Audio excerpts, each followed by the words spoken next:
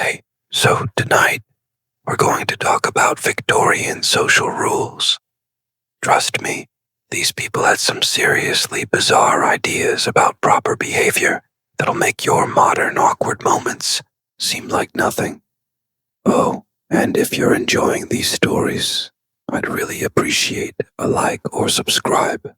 Super curious where you're all listening from. So, drop a comment with your location and what time it is there. Always blows my mind how people are falling asleep to this all over the world. All right, let's head it back to Victorian England. Trust me, it's going to be quite a ride. So, congratulations. You just woke up in London sometime around 1850. Your eyes blink open to find yourself in a narrow iron bed frame, not the memory foam mattress you're used to.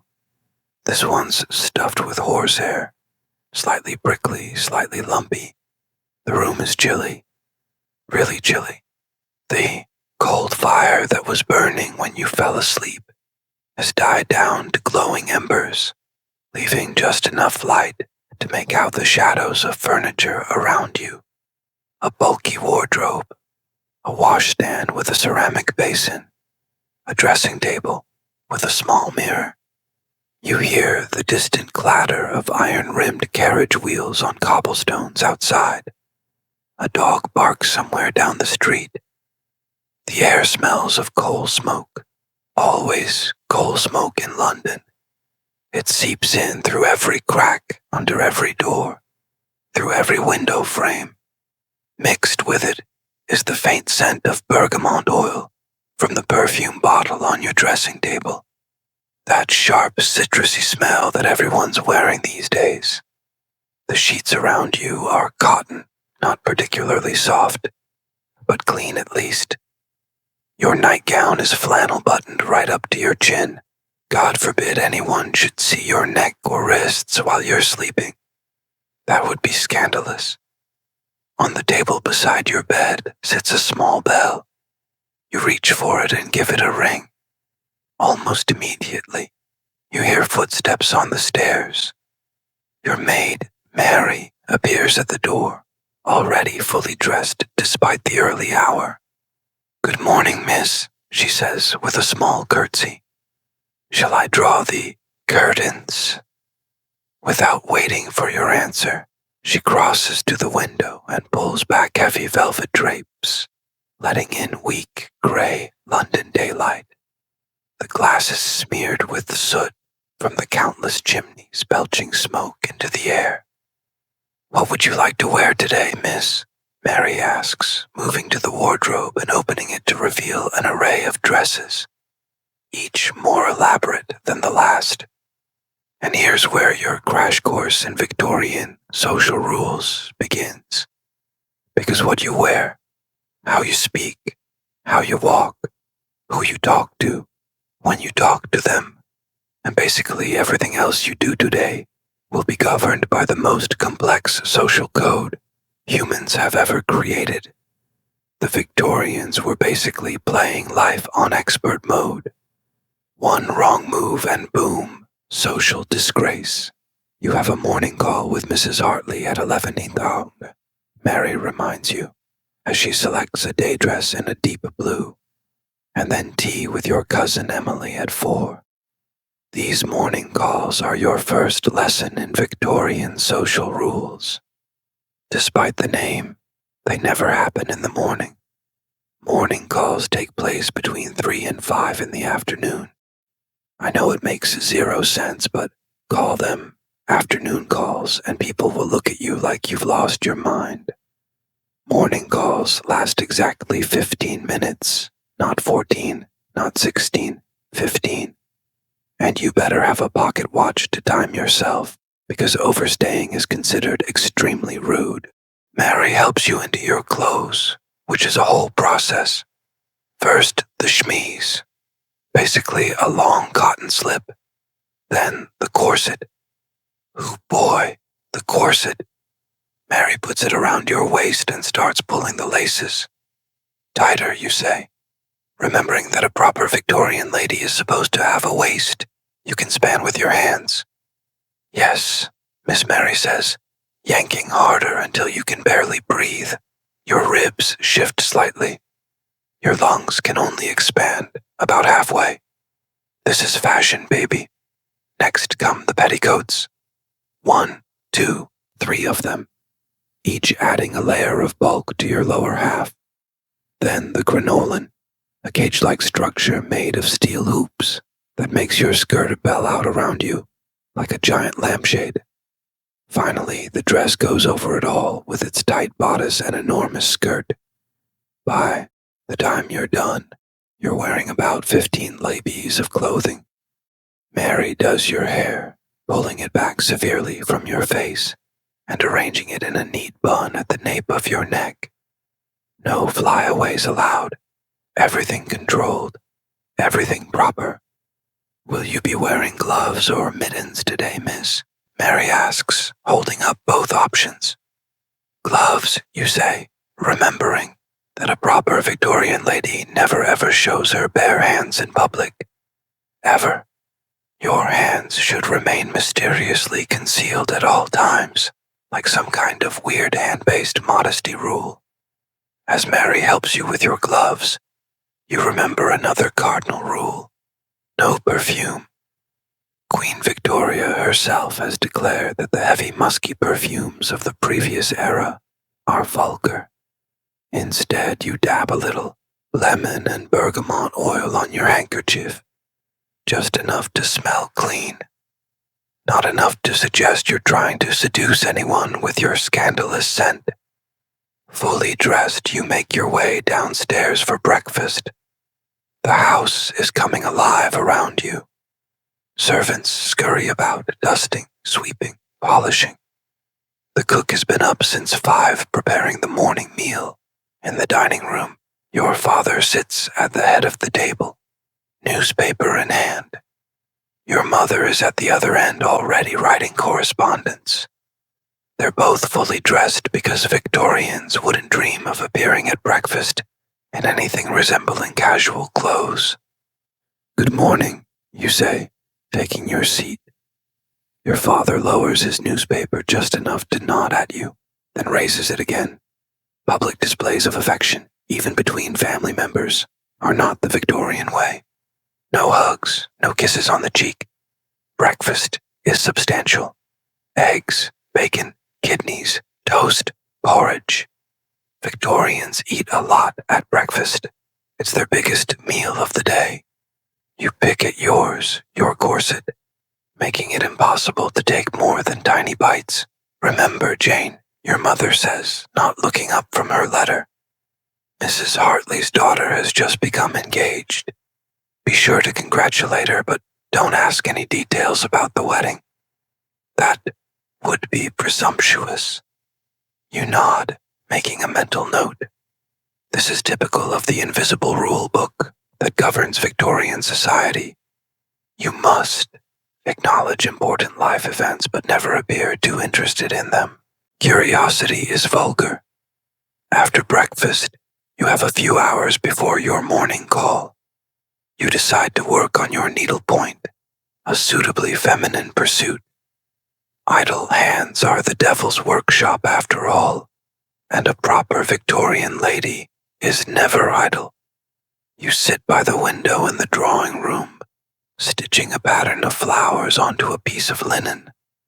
Your mother joins you taking up her own needlework. I saw Mrs. Fairchild yesterday, she says casually. Her son has returned from university.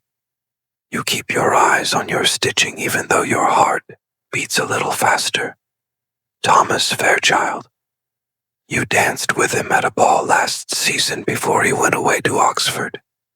He had kind eyes and didn't step on your feet, which puts him ahead of most of the young men you've danced with. How nice, you say, your voice carefully neutral. She mentioned he asked after you. Your mother continues, watching your reaction closely. You feel your cheeks warm, but keep your expression composed. Did he? That's very civil of him. Your mother smiles slightly, satisfied with your restrained response. Showing too much interest in a young man would be improper. The game of Victorian courtship is all about pretending you're not playing it. At precisely 11:15, you put on your bonnet, gloves, and cloak, and set out with your mother for Mrs. Hartley's house. You carry a small card case containing your visiting cards, little pieces of paper with your name printed on them. These are essential to the ritual of morning calls. Mrs. Hartley lives just a few streets away, but walking too quickly would be unladylike. You adopt the proper Victorian lady's pace. Small steps, back straight, eyes modestly downcast. Your enormous skirt swings as you walk, occasionally threatening to knock over small children or dogs who get too close. People pass you on the street. Men tip their hats. You acknowledge them with the slightest nod, never making eye contact with strangers. A gentleman would never speak to a lady he hasn't been formally introduced to, and a lady would certainly never speak to a strange gentleman. You arrive at Mrs. Hartley's at precisely 11 mile. Punctuality is crucial. Being early is as bad as being late. Both suggest you don't have enough engagements to fill your day, which would be embarrassing. The butler answers the door. You hand him your visiting cards, one from you and one from your mother. He takes them on a small silver tray and shows you into the drawing room where Mrs. Hartley and her daughter Charlotte are waiting. Everyone curtsies, no one hugs or kisses cheeks. Physical contact is kept to an absolute minimum.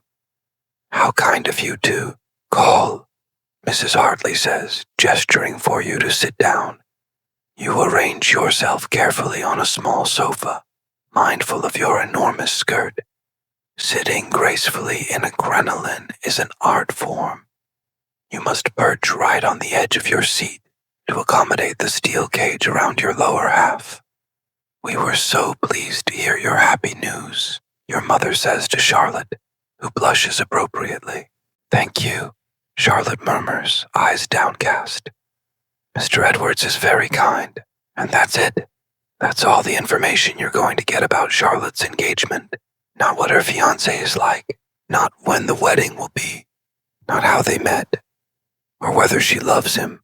Those questions would be prying, and Victorians do not pry. The conversation moves on to safe topics. The weather, cloudy but not raining. Recent sermons at church, uplifting but not too long, and a musical performance you all attended. Accomplished but not showy. Everything is described in the most moderate terms possible. Strong opinions are for the lower classes. After exactly 15 minutes, your mother gives an almost imperceptible nod. That's your cue. You both stand up. It was so lovely to see you, Mrs. Hartley says, also standing. More curtsies, more pleasantries. Then you're back out on the street. Morning call successfully completed. That went well, your mother says as you walk home. Charlotte looked well, didn't she? Very well. You agree. In Victorian conversation, well is the highest praise one can give. Back at home, you have a light luncheon, then spend the afternoon reading an improving book. Nothing too exciting or romantic, of course. Novels that stir the emotions are considered potentially dangerous for young ladies. At 4 to say you have tea with your cousin Emily, who comes to your house. The ritual is similar to the morning call, but slightly less formal since Emily is family. You still maintain perfect posture, still speak in measured tones about appropriate subjects, still avoid anything that might be considered gossip. After Emily leaves, you have a few hours before dinner. You practice the piano for exactly 1 hour, enough to maintain your skills without suggesting that you harbor inappropriate ambitions of becoming a professional musician. Dinner is at 7, a relatively informal family meal since you're not entertaining guests. Still, You change into a different dress, slightly fancier than your day dress, but not as elaborate as an evening gown. Victorians change clothes multiple times a day, each outfit precisely calibrated to the specific social context. At the dinner table, conversation is polite, but not particularly personal. Your father discusses business matters with your brother. Your mother mentions charity work she's involved with. You listen attentively, occasionally offering a gentle opinion when directly addressed. After dinner, you all retire to the drawing room. Your brother and father might have brandy and cigars in the study, but ladies don't drink anything stronger than cherry, and they certainly don't smoke. Instead, you play the piano for the family or work on your needlepoint some more. By dinner, everyone is ready for bed. Another day of Victorian propriety successfully navigated as Mary helps you undress, removing the layers one by one. You finally feel like you can breathe again when the corset comes off. Will you need anything else, miss? Mary asks as she helps you into your nightgown. No, thank you, Mary, you say, settling into bed with a small sigh of relief. She curtsies and leaves, taking the oil lamp with her. The room falls into darkness, except for the faint glow from the banked fire in the grate. You lie there thinking about the day, all those rules, all that restraint. It's exhausting, but there's also something almost comforting about knowing exactly what's expected of you at every moment. As you drift toward sleep, you wonder what tomorrow will bring in this world of rigid propriety and hidden feelings. You'll need to navigate a formal dinner party, which means a whole new set of rules to remember. But that can wait until morning. For now, you let the distant sounds of the city lull you toward dreams. Your last thought before sleep takes you is of Thomas Fairchild and his kind eyes. In this world where so much is restrained and controlled, even the smallest connection feels significant. You wonder if you'll see him soon, and what complicated dance of social rules you'll have to perform if you do. Outside, fog rolls in from the dawn, wrapping the city in its damp embrace. Gas lamps cast hazy halos of light on the cobblestone streets. A carriage passes, wheels clattering. A night watchman calls the hour, and all across London, behind the prim facades of countless houses, Victorians lie in their beds, constrained by their social rules, even in their dreams. Morning arrives with the sound of Mary drawing back your curtains again. The pale winter sun barely penetrates the ever-present London fog. Another day of Victorian propriety awaits you. Good morning, Miss Mary says, placing a cup of hot chocolate on your bedside table. It's going to be a busy day. You sip the chocolate as Mary lays out your morning dress. Today is indeed important. You're attending a formal dinner party at the Fairchilds' house. Yes, those Fairchilds. Thomas will be there. The morning passes in a blur of preparations. Your mother insists you practice piano for 2 hours instead of the usual one. The Fairchilds may ask you to play, she explains. Mrs. Fairchild mentioned their new pianoforte. It would be rude to decline. Another Victorian rule to remember. Never refuse a direct request to demonstrate an accomplishment, but also never appear too eager to show off. It's a delicate balance. After lunch, you take a light walk in the nearby park with your mother. The crisp winter air is actually cleaner than inside most homes, where coal fires fill the rooms with a fine layer of soot. Ladies stroll along the pathways, nodding politely to acquaintances. Gentlemen tip their hats as they pass. Remember, your mother says quietly as you walk. At dinner, you will be seated according to rank. Don't appear surprised by your placement, whatever it may be.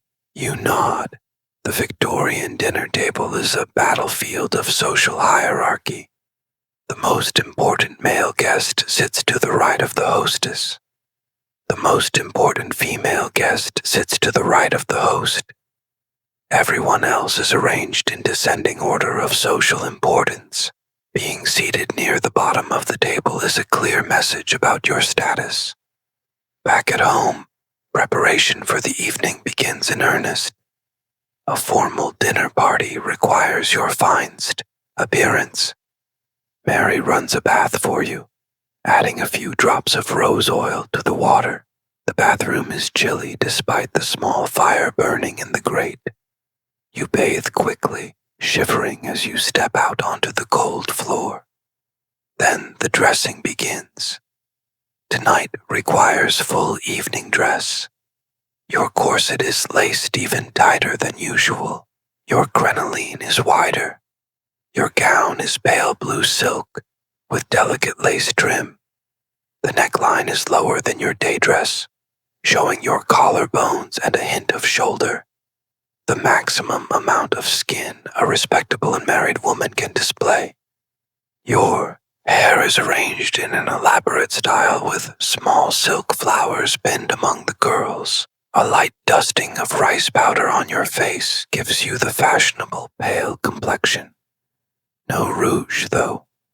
Only actresses and women of questionable virtue wear obvious makeup. You look beautiful, Miss Mary says, stepping back to admire her work. You barely recognize yourself in the mirror. You look exactly like a proper Victorian young lady should.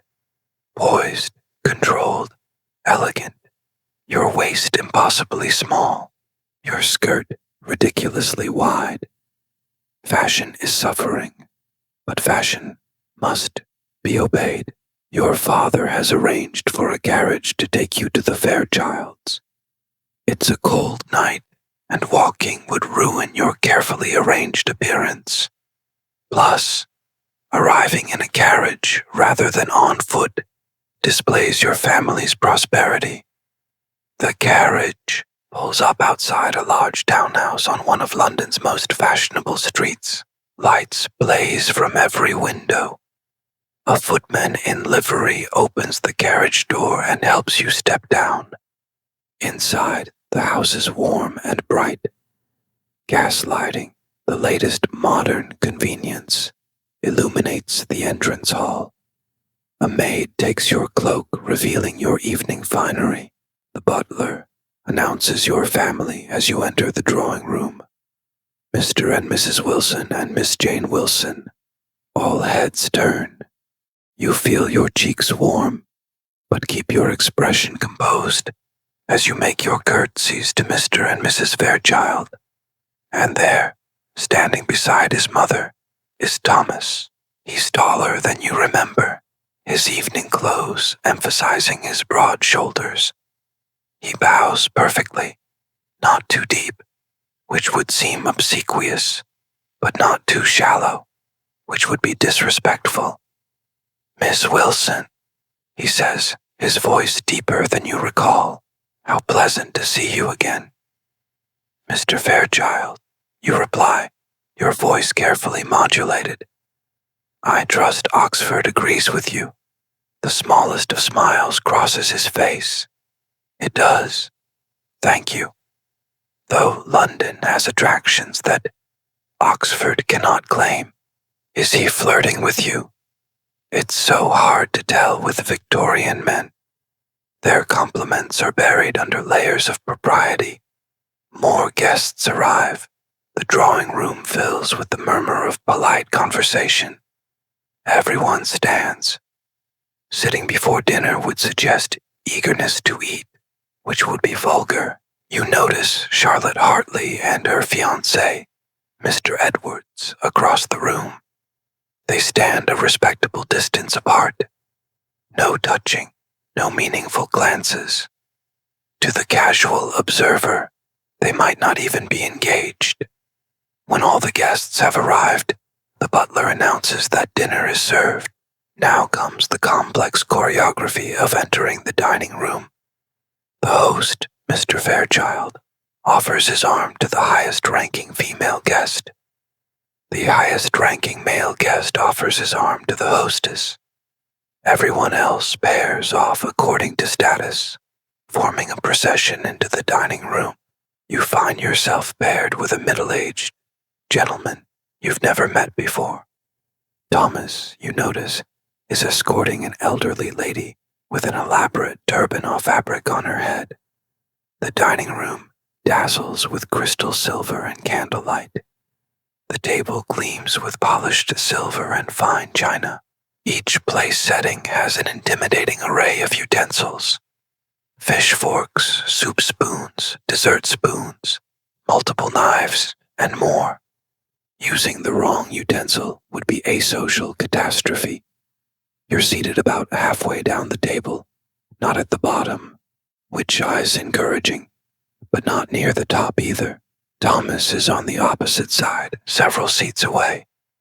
During a Victorian dinner, you primarily converse with the gentleman seated to your left and right, never across the table. The gentleman to your right turns toward you. I understand you're acquainted with my nephew, Miss Wilson, Charles Pembroke. I believe you danced at Lady Hamilton's ball last season.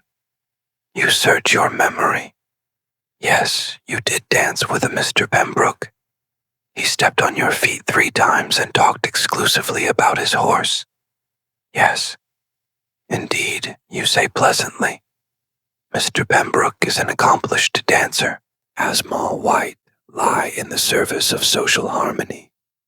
The dinner progresses through multiple courses: soup, fish, meat, game, dessert, each with its own set of serving rituals and appropriate utensils.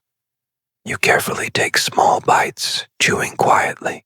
A lady is never seen to eat heartily, even if she's starving. Conversation around the table is carefully balanced between interesting and inoffensive. Politics, religion, money, and anything personal are strictly avoided. Instead, people discuss recent theatrical performances, exhibitions at the Royal Academy, the weather, and travels to acceptable destinations like Italy or France. You notice Thomas watching you from across the table. When your eyes meet, he quickly looks away. In this world of rigid social rules, even eye contact can be loaded with meaning. After dessert comes the most gendered ritual of the Victorian dinner party. Mrs. Fairchild catches the eye of the highest-ranking female guest and rises from her seat.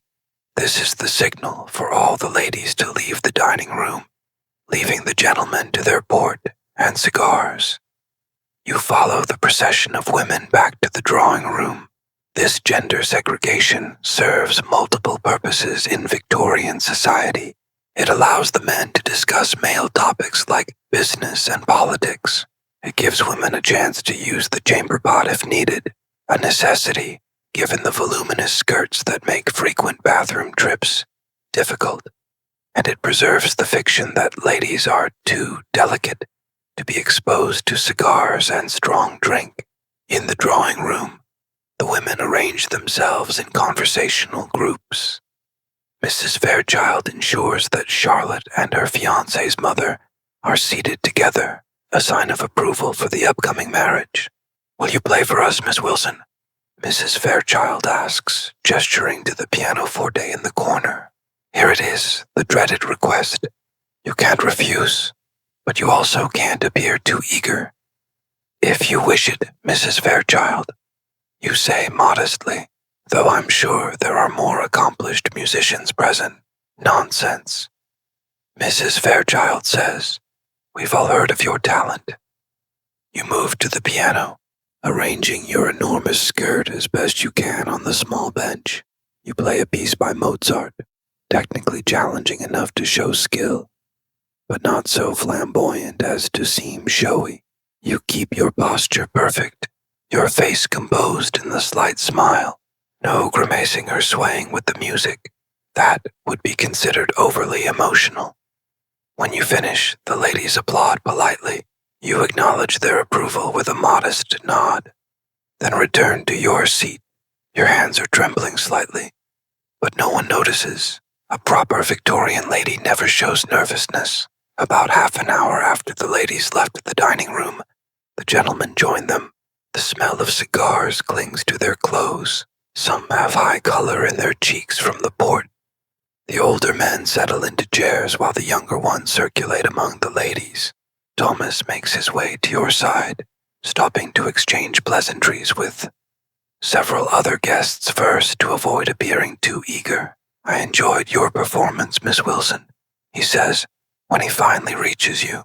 "Mozart, was it not?" "Yes," you reply, "his sonata in C major." "You play with great feeling," he says, then adds quickly, "but appropriate restraint, of course." You smile slightly. "Thank you, Mr. Fairchild. I understand you're studying classics at Oxford." And so begins the Victorian version of flirtation. A carefully controlled conversation about impersonal topics with real meaning hidden between the lines. You discuss books, nothing too romantic, music, nothing too passionate, and art, nothing too avant-garde. All the while you're assessing each other. Is he intelligent? Is she well-read? Would our temperament suit? You notice Mrs. Fairchild watching you both with a satisfied expression. Mothers are the primary architects of Victorian matches.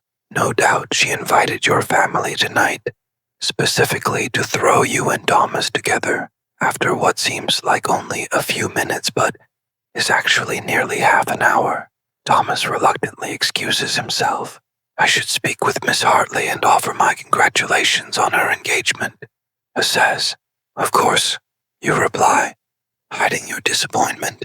"It was pleasant conversing with you, Mr. Fairchild." He bows slightly. "The pleasure was mine, Miss Wilson." As he walks away, your mother appears at your side. "He seems quite attentive," she murmurs. "Does he?"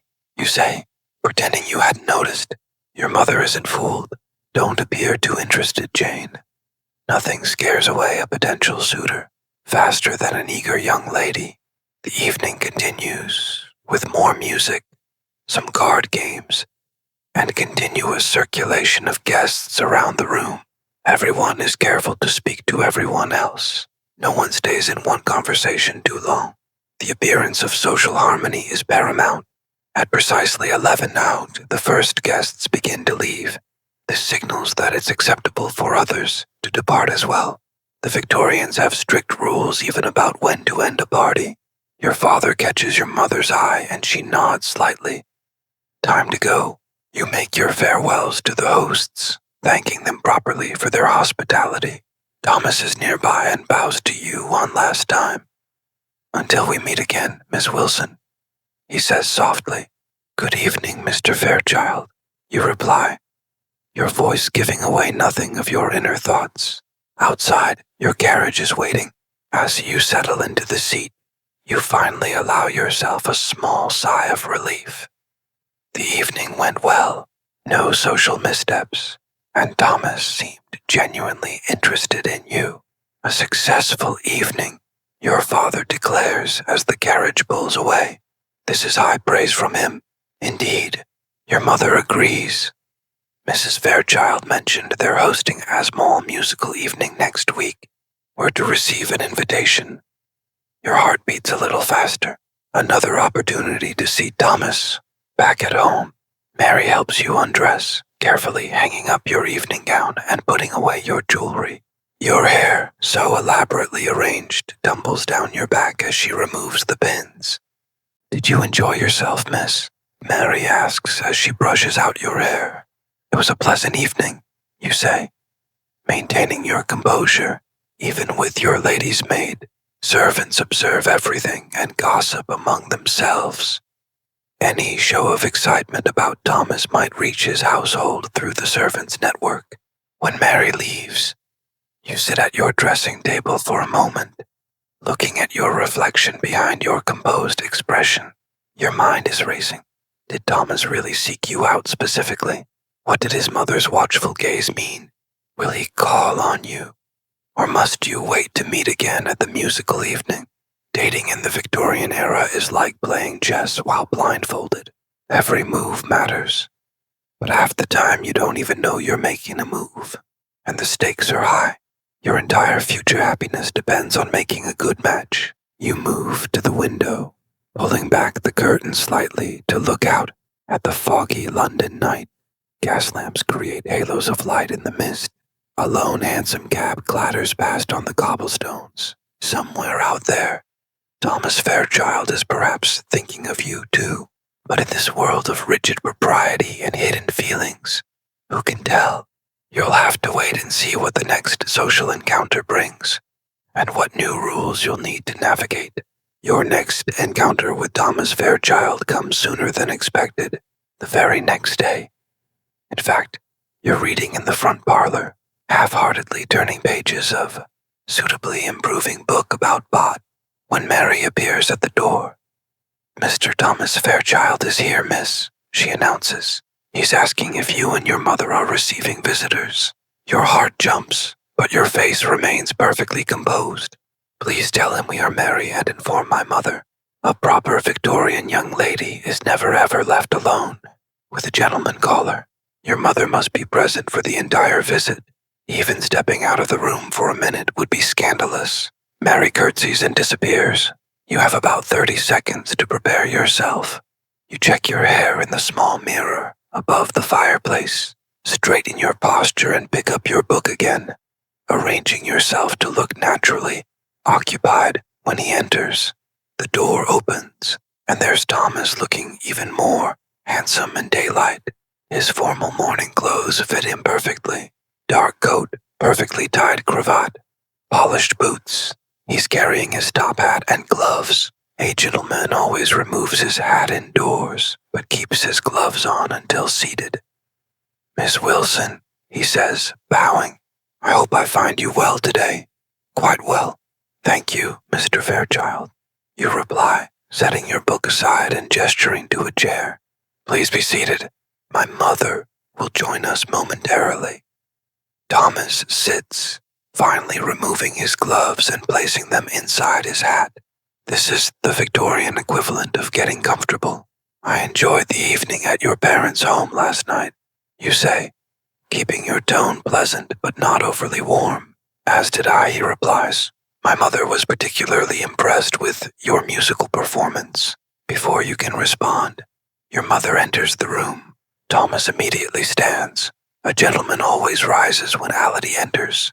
"Mr. Fairchild," your mother says, smiling. "What a pleasant surprise." Thomas bows again. "Mrs. Wilson, I hope I'm not calling at an inconvenient time."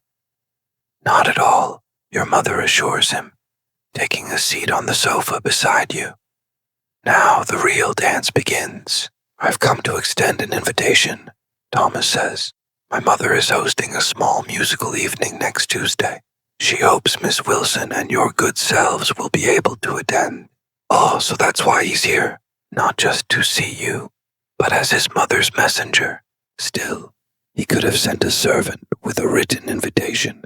The fact that he came personally means something. How kind, your mother says. We would be delighted to accept." "Excellent," Thomas says, his eyes flickering to you. "My mother also mentioned she would be grateful if Miss Wilson might consider performing.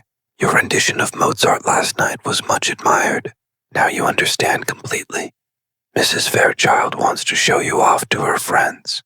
You're being evaluated as a potential daughter-in-law. I would be happy to play," you say, modestly. "Though I'm sure your mother has engaged more accomplished musicians." Thomas shakes his head. "None that I'm aware of. Your talent would be the highlight of the evening." Is he actually complimenting you directly? That's borderline scandalous in Victorian terms. Your mother smoothly steps in. "My daughter practices diligently, Mr. Fairchild. We're grateful for the opportunity to share the fruits of her hard work." The conversation continues with this kind of formal back and forth.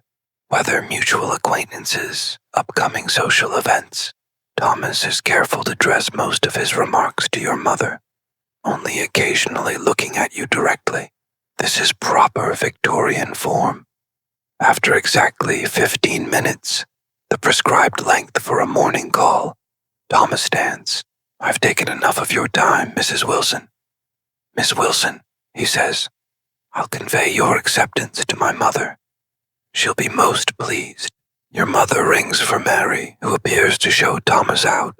He bows to both of you, his eyes lingering on you. for just a moment, longer than strictly necessary. When the door closes behind him, your mother turns to you with a satisfied expression. "Well," she says, "it seems the Fairchilds have taken an interest in you." You try to look only mildly pleased. "Mrs. Fairchild is very kind to include us in her musical evening." Your mother gives you a knowing look. "It wasn't Mrs. Fairchild who just called on us." "Was it?" Before you can respond, the bell rings again. Mary appears moments later. "Miss Charlotte Hartley and Mrs. Hartley." "Mom," she announces more visitors. The morning call circuit is in full swing. Charlotte enters with her mother, both dressed in the height of fashion. Charlotte looks radiant. Engagement agrees with her apparently. After the usual pleasantries, Charlotte leans forward slightly, her eyes bright with excitement. "Have you heard about Mrs. Pembroke?" she asks in a low voice. Your mother raises an eyebrow. "What about her?" Mrs. Hartley clucks her tongue. "It's rather shocking. She was seen riding in the park with Mr. Foster alone in his carriage. This is indeed scandalous news. Mrs. Pembroke is married. Mr. Foster is a bachelor known for his flirtatious nature and being alone together in a carriage. That's practically announcing an affair to the world. Perhaps there was a footman present," your mother suggests, always trying to think the best of people. Mrs. Hartley shakes her head. "Completely alone. My cousin's wife saw them with her own eyes. This is how reputations are destroyed in Victorian London. One indiscreet carriage ride, a few gossiping tongues, and a woman can become a social outcast. Men have more leeway. Mr. Foster might face some disapproving looks at his club, but nothing more. The double standard is alive and well in 1850. The conversation turns to Charlotte's wedding plans, which are progressing nicely. She'll be married in 3 months. Her trousseau is being prepared. The wedding breakfast will be at the Hartleys' home after the church ceremony. Watching Charlotte's genuine happiness, you feel a twinge of not jealousy exactly, but anticipation. Will this be you soon planning a wedding to Thomas Fairchild? Or is that reading too much into a simple social call? After the Hartleys leave, you have barely an hour before your next commitment, a charity committee meeting at the vicarage. Victorian ladies of means are expected to engage in good works, organizing relief for the poor and sick.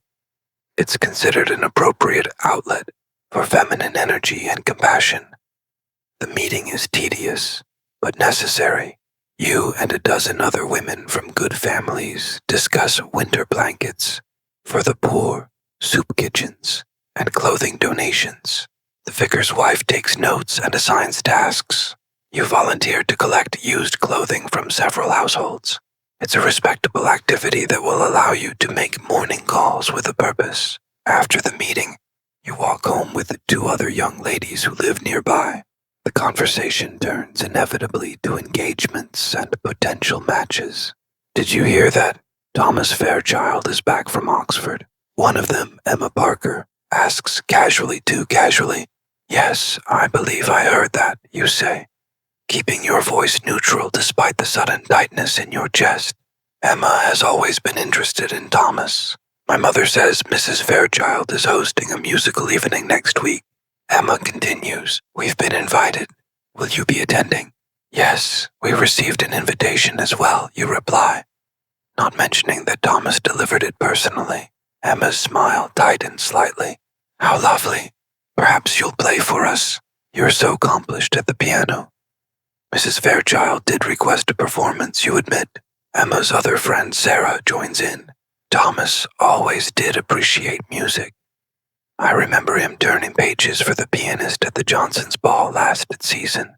The implication is clear. Both these young ladies consider Thomas Fairchild a potential match for themselves. The competition for eligible bachelors is fierce in Victorian London, especially one as handsome and well-positioned as Thomas. By the time you arrive home, you're exhausted from maintaining your composed facade. The constant vigilance required by Victorian social rules is draining. Every word, every glance, every gesture must be carefully controlled. You have just enough time to change for dinner, another dress, another style of hair before joining your family at the table. Tonight, it's just the four of you. Your parents, your brother James, and yourself. James is in high spirits. He's been at this club all day, mixing with other young gentlemen of good family. The gender divide in Victorian society gives him freedoms you can only dream of. He can come and go as he pleases, engage in sports, discuss politics and business, even travel alone. I saw Thomas Fairchild at the club today. James mentions casually as he cuts into his roast beef. You keep your eyes on your plate, taking a small ladylike bite of potato. Did you? Your father says. Good family. The Fairchild's old money. Solid reputation. Thomas mentioned he called here today. James continues, glancing at you, to deliver an invitation to some musical thing his mother's organizing. Yes, he was here this morning, your mother confirms. Very proper young man. James grins. He asked quite a few questions about you, Jane. You look up, unable to hide your interest. Did he? Wanted to know if you enjoy writing, what books you read, whether you're interested in art exhibitions, that sort of thing. This is significant. Thomas is gathering information about you, trying to determine if your interests align with his. It's the Victorian equivalent of checking your dating profile. Your mother shoots James a warning look, silently telling him not to tease you. But you can see she's pleased. A match with the Fairchild family would be advantageous. Thomas is the eldest son set to inherit his father's banking business and considerable fortune, and he seems genuinely nice, which is a bonus not all Victorian brides get. After dinner, you retire to the drawing room, while James and your father enjoy their port and cigars in the study. Another evening of needlework and quiet conversation with your mother. If Thomas Fairchild continues to show interest, your mother says as she threads her needle, we should consider your wardrobe. That blue silk evening gown is lovely, but you'll need something new for the musical evening. This is your mother's way of saying she approves of Thomas as a potential suitor. New dresses aren't commissioned lightly given their expense. Perhaps the dressmaker could come tomorrow, you suggest, trying to sound only mildly interested. Your mother nods. I'll send a note in the morning. The next few days pass in a blur of preparations for the musical evening. The dressmaker creates a new gown in pale green silk that complements your eyes. You practice piano for hours each day, selecting a piece that's beautiful but not too showy. Mendelssohn's Song without words. On the morning of the musical evening, an unexpected package arrives for you. Mary brings it to your room, a small box wrapped in brown paper. This just came for you, miss, she says, delivered by the Fairchild's footman. Your hands tremble slightly as you unwrap it. Inside is a small volume of poetry, Tennyson's latest collection. A small card accompanies it, with a brief message in a strong masculine hand. Miss Wilson, I thought you might enjoy these verses. The one marked on page 43 reminded me of your playing. Respectfully, T. Fairchild. You quickly turn to page 43. There's a poem about music with one line delicately underlined. The heart of the listener is moved by the skilled hands of the player. Mary watches your face, clearly curious. It's just a book of poetry, you say casually, as if gentlemen send you books every day, from Mr. Fairchild. Very nice of him, Miss Mary says, a knowing look in her eyes. Servants always know what's going on before anyone else. You hide the book in your drawer. Victorian propriety dictates that you can't openly display it or mention it to anyone. Gifts between unmarried men and women are technically forbidden unless they're engaged. Thomas has bent the rules by sending you this book. If you acknowledge it publicly, you'd be breaking them outright. But in the privacy of your room, you press the book to your chest for just a moment, allowing yourself to feel the excitement that proper Victorian ladies never show. Thomas Fairchild is definitely courting you. That evening, your family arrives at the Fairchild's home, precisely on time, not early, which would seem eager, and not late, which would be rude. Your new green silk gown rustles softly as you step down from the carriage, the crinoline underneath, maintaining its perfect bell shape. The Fairchild's drawing room is already filled with guests.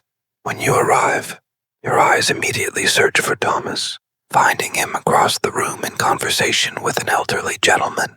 He looks up as you enter, and though his expression remains properly reserved, his eyes brighten noticeably.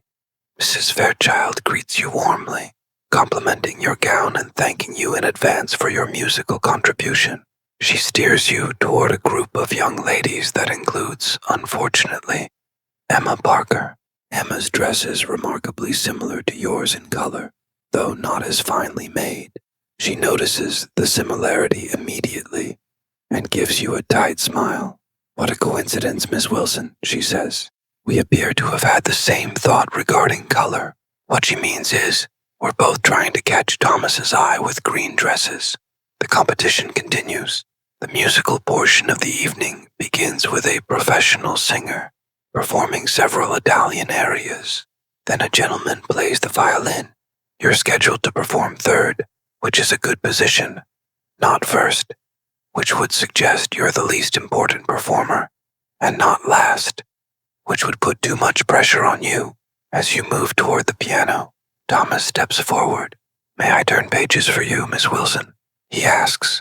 This is significant. Page turning puts him right beside you at the piano, a position of intimacy rarely allowed between unmarried people. It's also public. Everyone will note his attention to you. "Thank you, Mr. Fairchild," you say, keeping your voice steady despite your racing heart. "That would be most helpful." You settle at the piano, arranging your enormous skirts as best you can. Thomas stands beside you, close enough that you can smell his cologne, sandalwood, and something citrusy.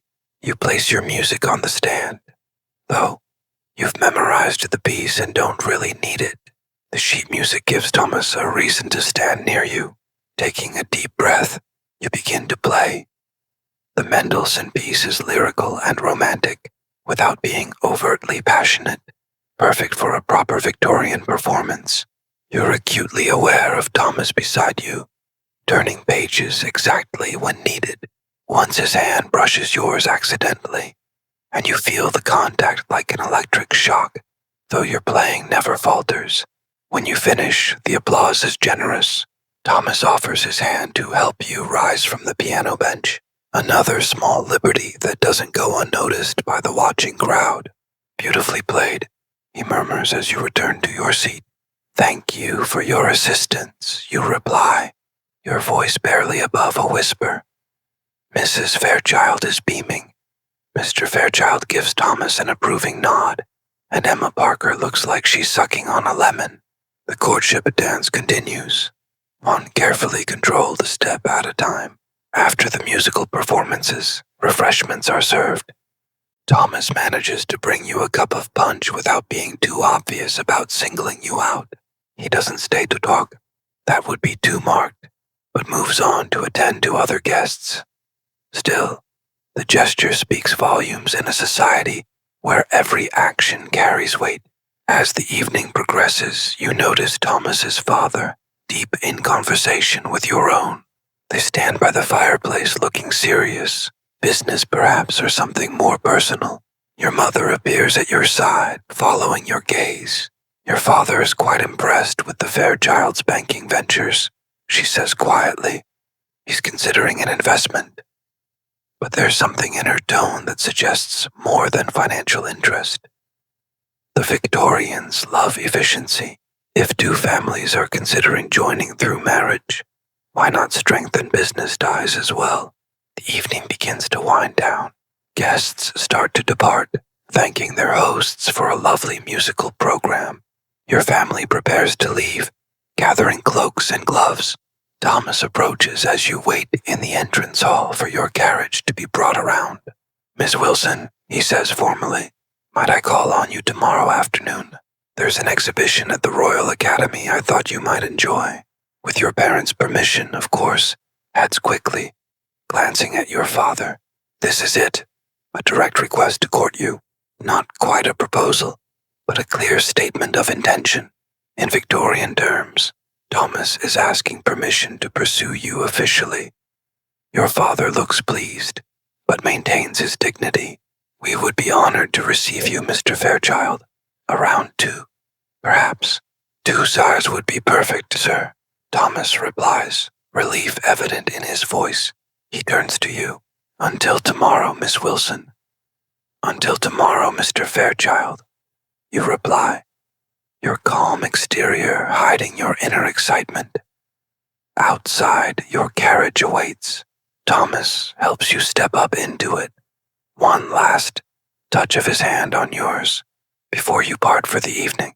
As the carriage pulls away, you catch a glimpse of him still standing in the doorway, watching you leave.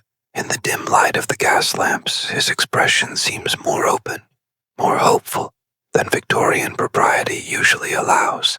Your mother squeezes your hand in the darkness of the carriage. No words are needed. The courtship has officially begun.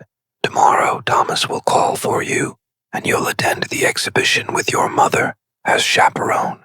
It's the first step on the path that could lead to engagement, marriage, a life together. For now, though, you simply savor the memory of his hand on yours, his eyes meeting yours across the piano, the poetry book hidden in your drawer. In the restrictive world of Victorian society, these small moments are as thrilling as the most passionate declarations in other eras. The London night passes by outside the carriage windows. Gas lamps cast pools of yellow light on the foggy streets. Somewhere in the distance, a clock strikes midnight. Another day of navigating Victorian social rules is coming to an end. But tomorrow promises new challenges and new possibilities with Thomas Fairchild. The following day dawns bright and clear, a rarity in London's normally foggy winter. Perhaps even the weather approves of your budding relationship with Thomas Fairchild. You wake earlier than usual, too excited to sleep despite knowing that proper Victorian ladies never show eagerness. Mary helps you dress in a walking outfit, suitable for an art exhibition, a day dress in deep burgundy wool with a matching pelisse and bonnet. The outfit is fashionable but not flashy, appropriate for a young lady of good family being courted by a respectable gentleman. "You look lovely, miss," Mary says as she secures your bonnet with pins. "If you don't mind my saying so." "Thank you, Mary," you reply, examining your reflection. The burgundy color brings a flattering warmth to your complexion. You hope Thomas will approve. Downstairs, you find your mother already in the drawing room, dressed for her role as chaperone. A proper Victorian courtship requires constant supervision. You and Thomas will never be alone together until after you're married, if that's where this courtship leads. Remember, your mother says as you wait for Thomas to arrive, enthusiasm is unbecoming in a young lady. Mr. Fairchild should feel he's earning your regard, not that it's being freely given. You nod, though privately you think Victorian courtship rules are exhausting. So much hiding of true feelings, so much pretending not to care when you do. But the rules must be followed if you want to maintain your reputation and make a good match. At precisely 2, the doorbell rings. Thomas is punctual, another mark in his favor. The butler shows him into the drawing room, where he bows to both you and your mother. "Mrs. Wilson, Miss Wilson," he says, "I trust you're both well today." "Quite well, thank you, Mr. Fairchild," your mother responds. "It's a fine day for an exhibition." "Indeed," Thomas agrees. "The carriage is waiting whenever you're ready." Thomas has brought his family's carriage, a handsome vehicle with the Fairchild crest on the door, a clear statement of his family's prosperity and his serious intentions toward you. In Victorian society, every detail communicates something. The 3 of you settle into the carriage, you and your mother on one seat, Thomas facing you on the other. As the carriage begins to move, you catch Thomas looking at you, admiration clear in his eyes despite his composed expression. "That color suits you very well, Miss Wilson," he says, then adds quickly, "As Mrs. Wilson's daughter, you've clearly inherited her excellent taste." The compliment is directed partly to your mother to avoid seeming too forward. Thomas knows the rules of the game. "You're very kind, Mr. Fairchild," you reply, lowering your eyes modestly. The carriage makes its way through London's busy streets toward the Royal Academy. Thomas points out interesting sights along the way, addressing his comments mainly to your mother with occasional glances at you. Everything perfectly proper. At the exhibition, Thomas pays for your tickets. Another statement of intention. You move through the galleries admiring paintings of landscapes, portraits, and historical scenes. The exhibition is crowded with fashionable people, many of whom you recognize from various social events. "Miss Wilson, Mrs. Wilson," a familiar voice calls. You turn to see Emma Parker, approaching with her mother. Of course, Emma wouldn't miss an opportunity to insert herself into your time with Thomas. "Miss Parker," Thomas says, bowing politely. "Mrs. Parker, what a pleasant surprise." Emma positions herself next to Thomas, commenting on a nearby painting. "Don't you think the artist has captured the light beautifully, Mr. Fairchild? It reminds me of the view from my aunt's estate in the Lake District. You must visit sometime. The landscapes are breathtaking." This is a bold move, essentially inviting Thomas to visit her family's connections. You maintain your composed expression, though internally you're rolling your eyes at her obviousness. Thomas handles the situation with perfect Victorian diplomacy. "I'm sure the Lake District is lovely, Miss Parker. At present, however, I'm committed to business in London. Miss Wilson and I were just discussing this portrait. The technique is quite remarkable."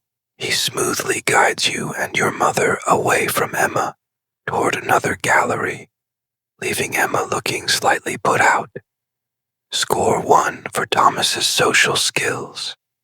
As you move through the exhibition, you encounter several other people from your social circle.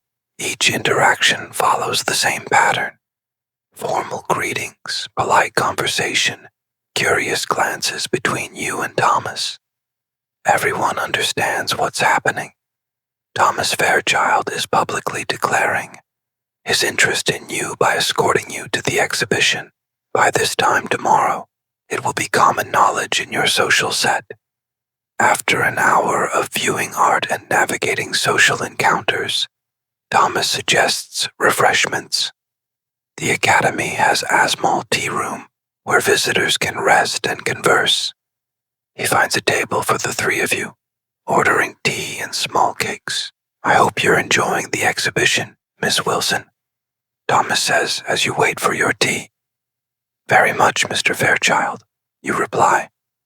"The new works by Mr. Turner are particularly impressive.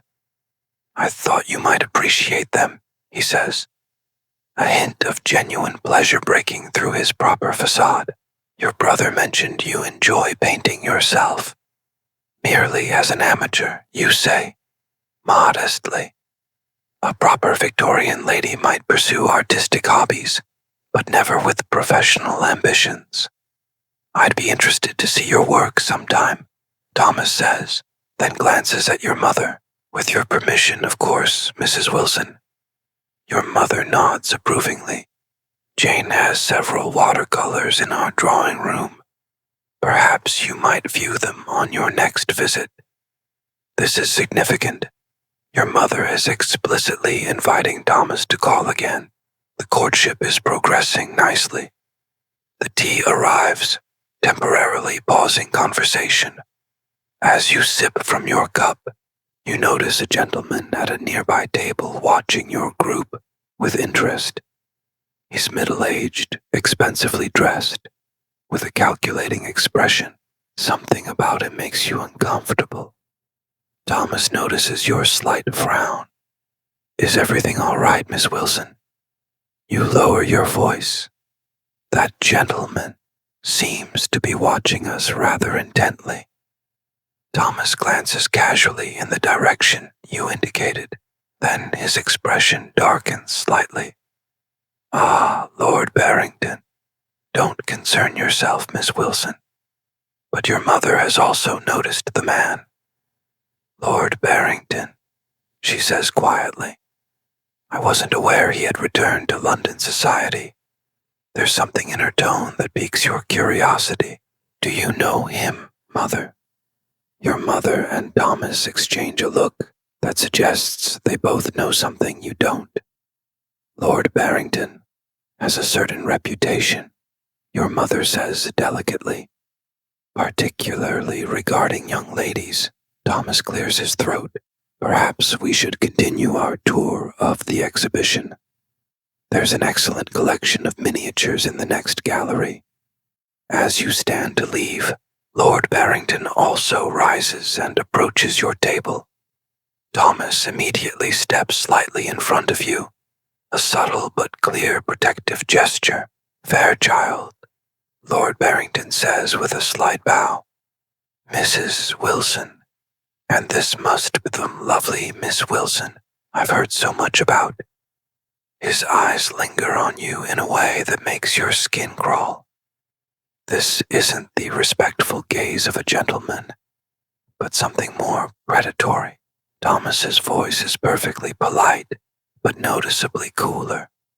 Lord Barrington, I wasn't aware you were back in London.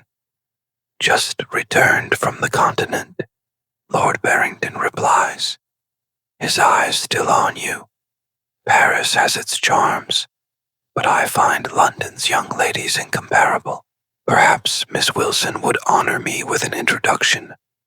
This puts your mother in an awkward position. Social rules dictate that introductions should be made when requested, but Lord Barrington's reputation makes him an unsuitable acquaintance for an unmarried young lady. Your mother handles it with perfect Victorian diplomacy.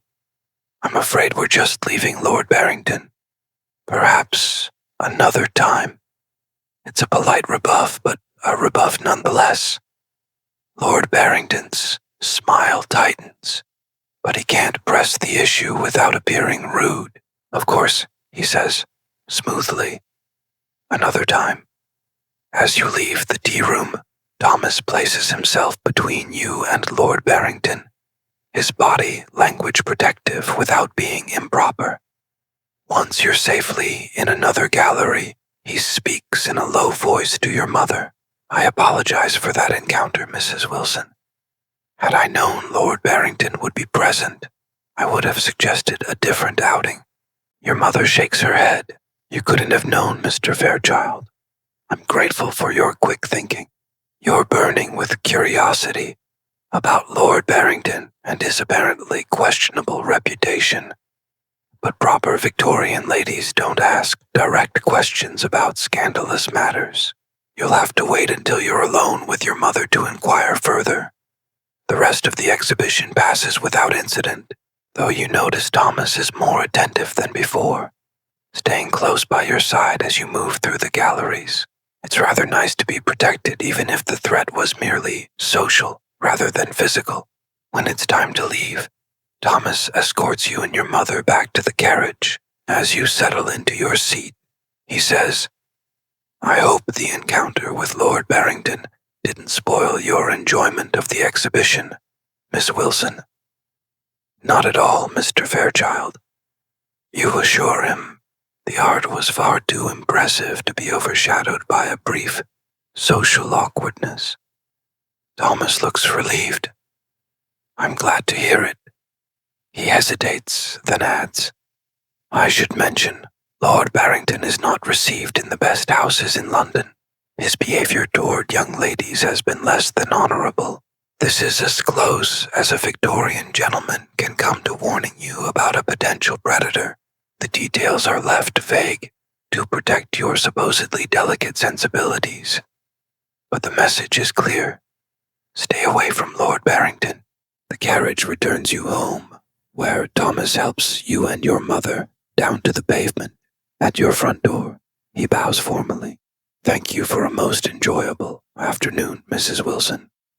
Miss Wilson, he says, might I call again tomorrow? There's a matter I'd like to discuss with Mr. Wilson if he's available. Your heart skips. A matter to discuss with your father. This could only mean one thing in Victorian courtship. Thomas wants to ask permission to pay formal addresses to you. The step before an official engagement. Your mother maintains her composure better than you. I believe my husband will be at home tomorrow afternoon, Mr. Fairchild. Around 3 pound would be convenient. 3 hour it is, Thomas confirms. His eyes meet yours briefly, and for a moment his proper mask slips, revealing genuine emotion. Until tomorrow, Miss Wilson. Until tomorrow, Mr. Fairchild, you reply, your voice steadier than you feel. Inside the house, your mother waits until the door is firmly closed before allowing herself a small smile of triumph. Well, she says, I believe Mr. Fairchild intends to speak with your father tomorrow about his intentions toward you. You nod, not trusting yourself to speak, without revealing too much excitement, still unbecoming in a proper Victorian young lady. If your father approves, your mother continues. You may expect a formal proposal very soon. We should discuss your trousseau. A trousseau, the collection of clothing, linens, and personal items a bride brings to her marriage. The Victorian version of a hope chest. Planning. It means your mother considers your engagement a foregone conclusion. Yes, mother, you say, still trying to appear appropriately composed. Your brother James arrives home just then, bringing a rush of cold air and masculine energy into the entry hall. Jane, he exclaims, seeing your flushed cheeks. You look like you've received good news. Has Fairchild proposed already? James, your mother scolds. Such matters are not discussed so bluntly. But Mr. Fairchild did escort your sister and me to the Royal Academy today, and he will be calling tomorrow to speak with your father. James grins. Well, well, congratulations, little sister. Fairchild's a good man, bit serious perhaps, but solid character coming from your brother. This is high praise indeed. He hasn't proposed yet. You remind them both, though your heart is singing at the prospect. Mere formality, James says, removing his gloves. The whole town knows he's sweet on you. Oh, and speaking of town gossip, did you hear about Lord Barrington's return? Caused quite a stir at the club. Your mother's expression tightens. We encountered him at the exhibition. Most unfortunate. James looks alarmed. You met Barrington. Did he speak to Jane? Mr. Fairchild handled the situation admirably. Your mother assures him. But perhaps you could enlighten your sister about Lord Barrington's reputation. In appropriate terms, of course, James nods, understanding. Once your mother has left to speak with the housekeeper about dinner, he turns to you. Lord Barrington is what we gentlemen call a rake, he says bluntly.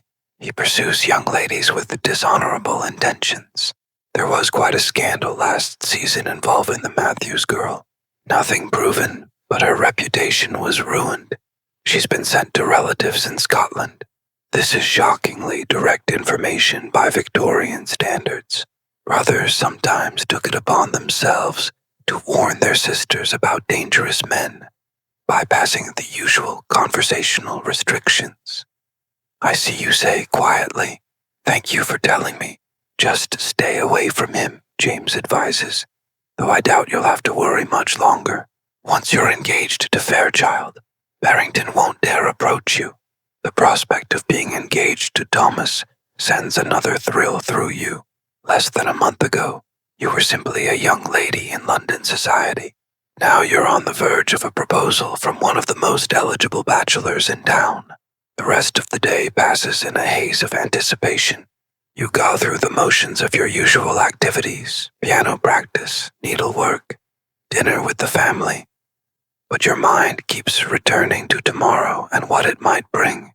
That night, as Mary helps you prepare for bed, she notices your distraction. "Exciting day, miss?" she asks, brushing out your hair. "Just an exhibition at the Royal Academy," you say, maintaining the pretense that nothing unusual is happening. Mary smiles knowingly. "Of course, miss. And will Mr. Fairchild be calling again soon?" "Tomorrow afternoon." "You admit he wishes to speak with my father." Mary's eyes widen. "Oh, miss, that's wonderful news. He hasn't proposed yet, you remind her, though you can't help smiling. "It's only a matter of time," Mary assures you, setting down the brush. "The whole household knows he's sweet on you. Cook says she'll make your favorite cake for tea tomorrow to celebrate. It seems everyone is anticipating a proposal, everyone except you, who, as a proper Victorian young lady, must pretend to be surprised and overwhelmed when it finally happens. As you settle into bed, your mind is too full for sleep. Tomorrow Thomas will speak to your father. If your father approves, and you have no reason to think he won't, Thomas will then be permitted to propose to you formally.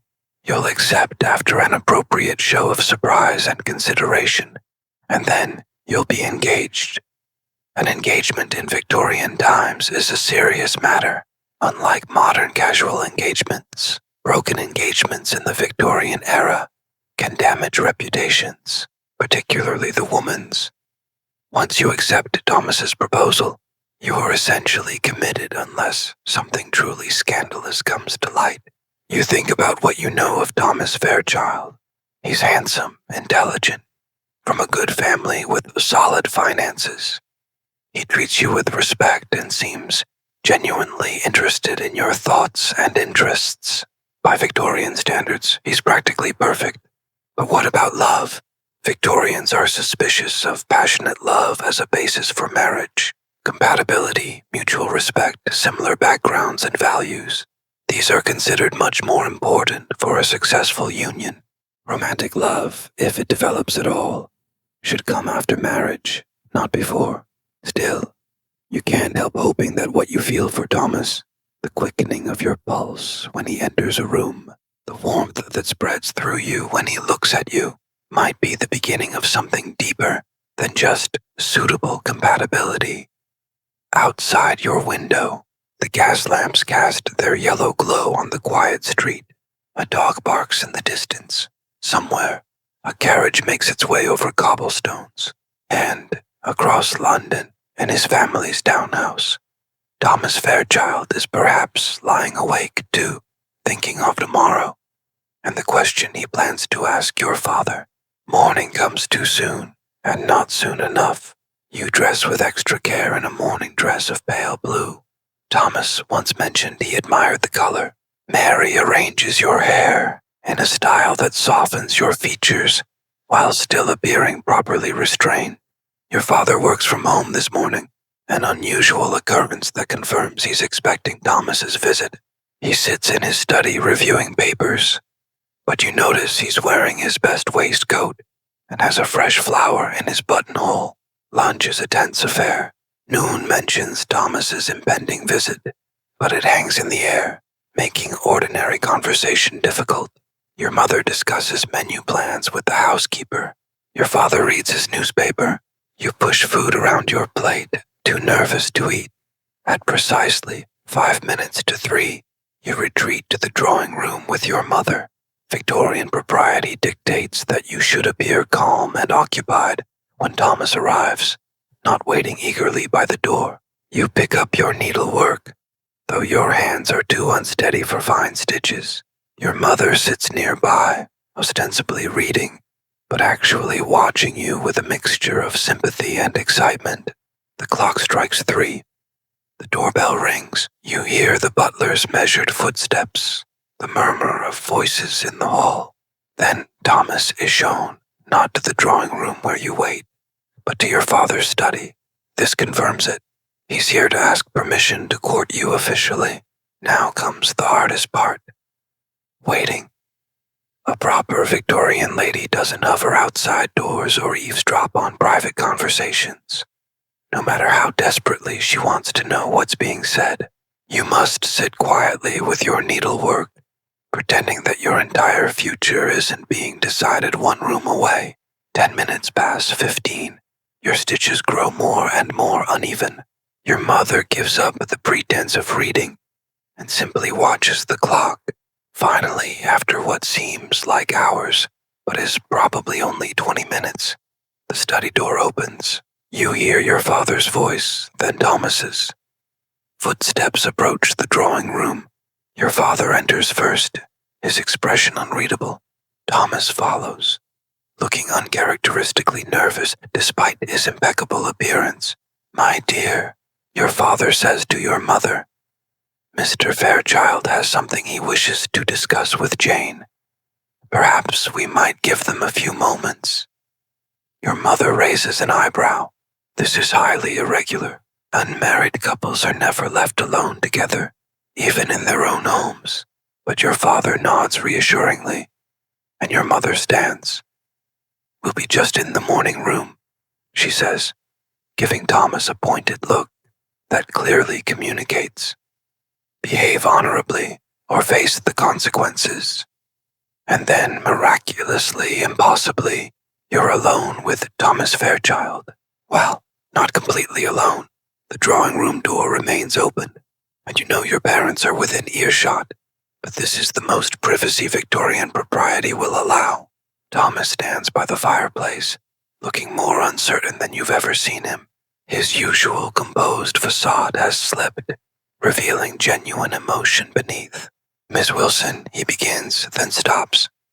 Jane. He corrects himself, using your given name for the first time. I've spoken with your father and received his blessing. To dress you formally, your heart pounds so loudly you wonder if he can hear it. This is it, the moment every Victorian young lady is raised to anticipate.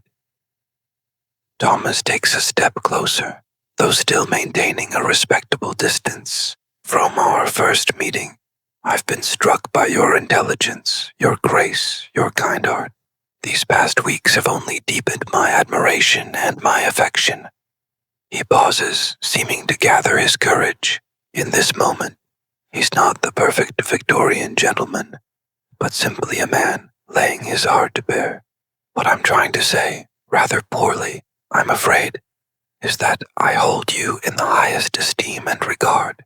Jane Wilson, would you do me the very great honor of accepting my hand in marriage? Thomas's oars hang in the air between you. This is the moment you've been anticipating. Yet, now that it's here, you find yourself genuinely overwhelmed. A proper Victorian lady, even one who has seen this coming for weeks, means to appear surprised and overcome by a proposal. But your reaction isn't entirely performance. There's something about the vulnerable look in Thomas's eyes, the slight tremor in his usually steady voice that touches you deeply. Mr. Fairchild, you begin. Then correct yourself. Thomas, I am deeply honored by your proposal. You pause, not to create suspense, but because emotion has made it difficult to speak. This isn't in the Victorian playbook. You're supposed to be composed, demure, gently pleased, but not passionate. Nothing would make me happier than to accept you finally manage. Your voice soft but steady, Thomas's face transformed. The careful reserve he maintains in public falls away completely, revealing such joy that it takes your breath away. For just that moment, you glimpse the man behind the proper Victorian gentleman, a man of deep feelings carefully controlled. Jane, he says, and just, your name. And his voice sounds like a caress. You've made me the happiest of men. Atticus a step forward, then stops, remembering propriety. Even now, engaged to be married, Victorian rules prevent any physical contact, beyond perhaps holding hands. And even that would be pushing boundaries. May I? He asks, extending his hand. You place your hand in his, feeling the warmth of his skin against yours. Such a simple touch, yet in your heavily chaperoned world, it feels shockingly intimate. I've brought something for you, Thomas says, reaching into his waistcoat pocket with his free hand. He produces a small velvet box and opens it to reveal a ring. It was my grandmother's. The ring is beautiful. A deep blue sapphire surrounded by small diamonds, set in gold. Not as ostentatious as some modern engagement rings, but elegant and clearly valuable. It's lovely, you say as he slips it onto your finger. The weight of it feels strange, but not unwelcome. This visible symbol of your engagement will announce your new status to society before you speak a word. The moment is interrupted by the sound of footsteps. Your parents, having given you as much privacy as Victorian propriety allows, return to the drawing room. Thomas immediately steps back to a respectable distance, though his eyes remain on you. Well, your father asks, looking between you. Miss Wilson has done me the great honor of accepting my proposal, sir, Thomas says formally. Your mother's face lights up with genuine pleasure. How wonderful. We must have champagne to celebrate. The butler is summoned, champagne is poured, and toasts are made to the happy couple. Through it all, you remain in a daze. The speed of Victorian courtship is disorienting. Just weeks ago, Thomas was merely an acquaintance. Now he's your fiancé, your future husband. We should discuss dates, your father says, once the initial celebrations have settled. And settlements, of course. Ah, yes, the practical side of Victorian marriage. Romance is all well and good, but marriage is also a financial arrangement. Your father and Thomas will negotiate your marriage settlement, essentially a contract specifying what money and property you bring to the marriage, and what will happen to it afterward. My solicitor has drawn up some preliminary papers, Thomas says. All business now. I'd be happy to review them with you tomorrow, sir. Excellent. Your father approves. And as for the wedding date, I was thinking perhaps 3 months hence. Thomas suggests enough time for proper preparations, but not so long awaited to be trying. Is that a hint of impatience in his voice? A suggestion that he's eager to begin your life together? The thought sends a small thrill through you. 3 months seems appropriate. Your mother agrees, long enough for a proper trousseau to be prepared, but not so long that society might gossip, because that's another Victorian rule. Engagements shouldn't be too short, suggesting impropriety or necessity, or too long, suggesting reluctance or problems. 3 months is just right. Thomas stays for dinner, his first meal as your official fiancé. The conversation flows easily with a new warmth between your families. Plans are made, dates discussed, futures envisioned. Through it all, you catch Thomas watching you with an expression of wonder, as if he can't quite believe his good fortune. When he finally leaves, he bows over your hand, holding it perhaps a moment longer than strictly proper. Until tomorrow, Jane, he says softly. Until tomorrow, Thomas, you reply, enjoying the newness of his given name on your lips. The next 3 months pass in a whirlwind of preparations. Your engagement is announced in the newspapers. Congratulatory calls and cards pour in. Your mother and Mrs. Fairchild meet frequently to plan the wedding breakfast and coordinate other details.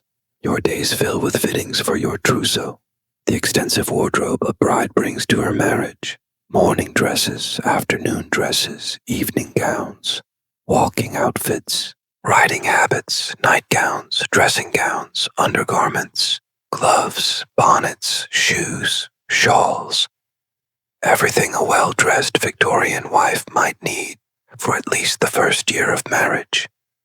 Then there's your wedding dress, the most important gown of your life. Pure white, of course, as Queen Victoria made white wedding dresses, fashionable when she married Prince Albert. Yards of silk and lace, with a train long enough to impress, but not so long as to be ostentatious. A veil of delicate Brussels lace, white satin slippers, every detail perfect. Your hope chest fills with linens, bed sheets, tablecloths, napkins, handkerchiefs. Many of them you've embroidered yourself over the years, preparing for this moment, even before you knew who your husband would be. Between preparations, you see Thomas regularly, but never alone. Victorian propriety means that even engaged couples are chaperoned. You take walks in the park with your mother, following discreetly behind. You attend dinner parties and balls together, but always in public view. You exchange letters, the only private communication allowed, in which you gradually share more of yourselves than social settings permit. In these letters, you discover a depth to Thomas that his public persona barely hints at. He writes of his hopes for your future together, his admiration for your mind, his desire to be a husband worthy of you.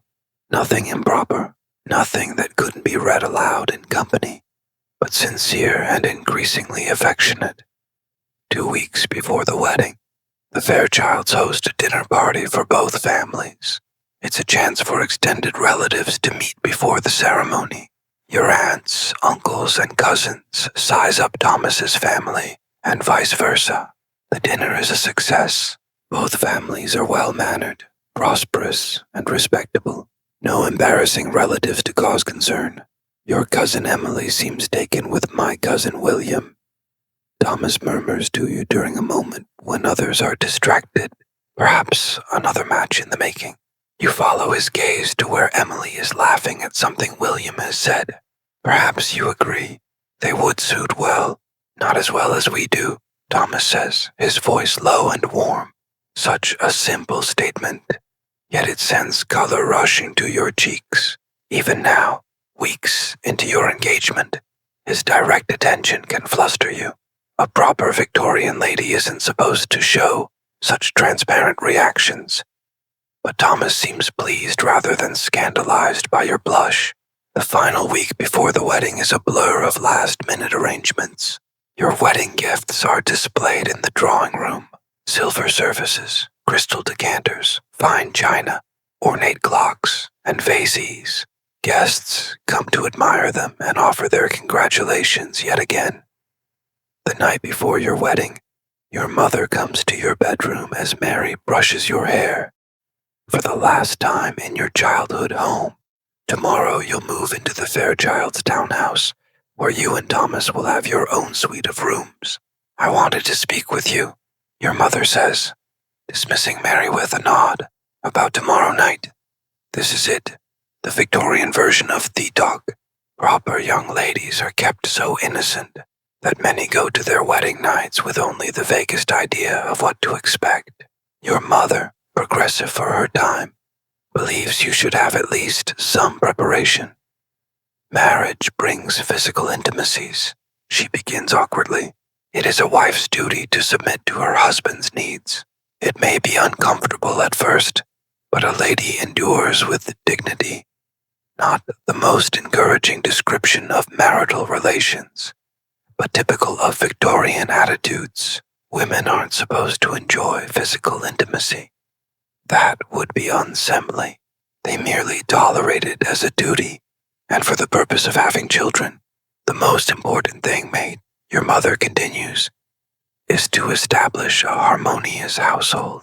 Be attentive to Thomas's comfort. Never contradict him in public. Maintain a serene environment where he can rest from the pressures of business. This advice reflects the Victorian ideal of separate spheres. Men belong to the public world of business and politics. Women to the private world of home and family. Your role as a wife is to create a peaceful haven for your husband and manage the household efficiently. I believe you and Thomas will be very happy, your mother concludes, patting your hand. He seems a kind man and he clearly adores you. Thank you, mother, you say, touched by her concern for your happiness, even as you find her advice somewhat lacking. I believe we'll be happy too. That night you sleep a little, your mind too full of tomorrow and all it will bring. The end of your life as Miss Jane Wilson, the beginning of your life as Mrs. Thomas Fairchild. Your wedding day dawns clear and bright. The ceremony is at 11 while at St. George's Church, Hanover Square, the fashionable choice for society weddings. You're dressed with extreme care. First, the finest undergarments from your trousseau. Then, the beautiful white gown with its fitted bodice and full skirt, the delicate veil arranged over your carefully styled hair. You look beautiful, miss, Mary says, tears in her eyes, begging your pardon. But you do. Thank you, Mary, you reply, genuinely moved. Mary has been with you for years, helping you navigate the complex world of Victorian womanhood. I'll miss you. You'll have your own lady's maid at your new home, Mary reminds you. Mrs. Fairchild has hired someone with experience serving married ladies. Another reminder of how your life is about to change. Even your personal servants will be different. The carriage ride to the church passes in a blur. Your father, resplendent in formal mourning clothes, helps you down and offers his arm to escort you inside. The church is filled with flowers and the rustle of fine fabrics as the guests stand to watch your entrance. And there, at the altar, is Thomas, looking more handsome than ever in his wedding clothes. His face, as he watches you walk toward him, contains such open admiration that you nearly stumble. Noon has ever looked at you quite that way before.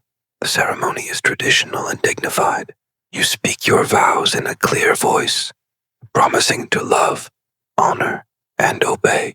Thomas slips a gold band onto your finger to join your engagement ring. The vicar pronounces you man and wife. Thomas is permitted to raise your veil and kiss you chastely on the cheek. The first time his lips have touched your skin, just like that, you're married. Mrs. Thomas Fairchild, a new identity, a new status, a new life. The wedding breakfast that follows is elegant but not ostentatious. Your parents have spent generously but not extravagantly. A fine line in Victorian society, where showing off wealth is considered vulgar. Champagne flows, delicate foods are served, speeches are made. You sit beside Thomas at the head table, still somewhat dazed by the morning's events. Are you happy, Jane? Thomas asks quietly during a moment when others are distracted by the cake being cut. Very happy, you assure him. And it's true. Despite the whirlwind nature of Victorian courtship, despite the rigid social rules that have shaped every moment of your relationship, you've come to care deeply for this man. Perhaps even to love him, though Victorian propriety means you've never used that word aloud. After the breakfast, you change from your wedding gown into a smart traveling outfit. You and Thomas will spend 2 weeks at his family's country estate in Kent. A modest honeymoon by modern standards, but typical for the time. The goodbyes are emotional but restrained. Excessive displays of feeling would be inappropriate. Your mother hugs you briefly. Your father shakes Thomas's hand and kisses your cheek. And then you're in the carriage, husband and wife. Finally alone together for the first time, Thomas takes your hand, his thumb gently caressing your palm. Well, Mrs. Fairchild, he says, his voice warm with affection, shall we begin our adventure? You smile, a genuine smile without the restraint that Victorian society usually demands. Yes, you say simply. Let the carriage pulls away, taking you toward your new life. Behind you, wedding guests throw rice and flower petals for luck and fertility. Ahead lies the unknown territory of marriage, its challenges, its joys, its intimated discoveries. Victorian society has rigid rules for wives, just as it does for unmarried ladies. You will be expected to run your household efficiently, oversee servants, receive and make social calls, engage in appropriate charitable work, and eventually, God willing, become a mother. Your world will still be constrained by proprieties and expectations. But as Thomas's fingers intertwine with yours, as his eyes meet yours with warmth and promise, you can't help feeling that within those constraints, you and Thomas might find your own way, a partnership not just of convenience or social suitability, but of genuine affection and respect. The carriage rolls through London streets toward the Kent Road. Thomas points out sights along the way, his voice animated in a way you've rarely heard in public. You respond with observations of your own, delighting in this new freedom to converse without chaperones, monitoring every word. By the time you reach the countryside, dusk is falling, the rolling hills of Kentere bathed in golden light, the hedge casting long shadows across the fields. It's peaceful after the bustle of London, the air fresh and sweet with the scent of spring flowers. Almost home, Thomas says as the carriage turns onto a tree-lined drive. Well, one of our homes. We'll divide our time between London and here, if that suits you. It suits me very well. You assure him, touched, that he seeks your opinion. Many Victorian husbands simply inform their wives of decisions, rather than consulting them. The house comes into view, not a grand mansion, but a handsome country house of warm red brick, with white-trimmed windows. Lights glow welcomingly in the gathering dusk. Servants stand ready at the entrance to greet the new master and mistress. As the carriage stops, Thomas squeezes your hand gently. Welcome home, Jane. And despite all the rules and restrictions of Victorian society, despite the whirlwind courtship and the uncertainties that lie ahead, you feel a sense of rightness. This is where you belong with this man. In this life, you'll build together. The butler opens the carriage door. Thomas steps down first, then turns to help you descend. His hands at your waist are strong and sure as he lifts you down. For a moment, you stand close together in the golden evening light, no longer bound by the strict chaperoning rules of courtship. Shall we? Thomas asks, offering his arm. You place your hand on his arm, feeling the solid warmth of him beneath the fine wool of his coat. Yes, you say. Let's go home. Together you climb the steps toward your new life, leaving behind the constraints of unmarried Victorian womanhood and stepping into the different but no less complex world of Victorian marriage. There will be new rules to learn, new expectations to meet, but you'll face them together, finding your own happiness within the structures society has built around you. As night falls gently over the Kent countryside, as stars appear one by one in the deepening blue of the sky, you and Thomas cross the threshold of your new home. The future stretches before you, unknown, but full of promise. And with that, close your eyes and drift off to sleep, letting the echoes of Victorian London fade into dreams.